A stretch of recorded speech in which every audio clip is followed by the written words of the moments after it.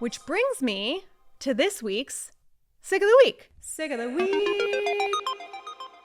I want to take a moment to talk about what I mean when I talk about someone or something being quote unquote anti-vax.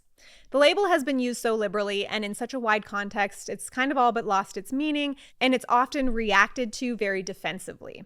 When I use the term anti-vax on the show, I'm not talking about people who are vaccine hesitant, those who want to better understand how vaccines are produced or work, or people who have genuine questions that they want answered.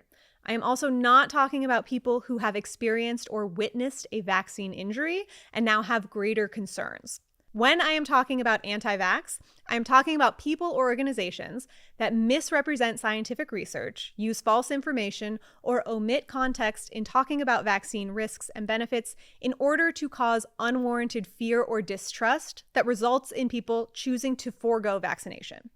Some of the largest anti-vaccine organizations or figures will defend their stance by saying, "I'm not against vaccine. People can get them if they want," in the same breath that they say things like, "I just want people to know that MMR vaccines also kill kids," which is entirely false. The MMR vaccine has never killed someone who is immunocompetent. And because it's a live virus vaccine, it is not given to people who are immunocompromised. It's an ongoing struggle to figure out the best way to properly convey vaccine benefits and risks.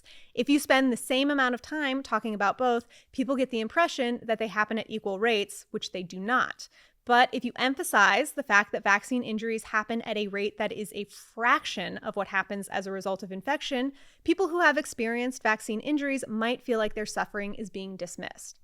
But it's worth being able to recognize the difference between people who have legitimate concerns or questions which they would like answers to, and those who are just asking questions that can never be satisfied.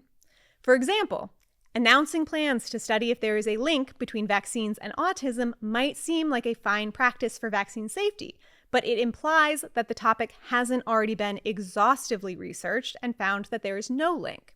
What possible study design could they use that will answer the question more fully than has already been done by hundreds of researchers in multiple countries? Another example is saying that vaccine campaigns should focus on informed consent, that only focuses on adverse events without putting them into perspective about the risks of the same or worse outcomes without vaccination.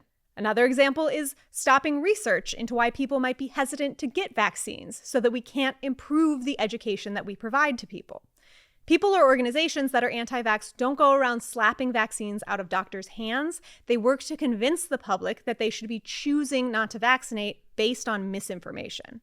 So this week's Sick of the Week is going to knowing the difference between asking questions and wanting the answer.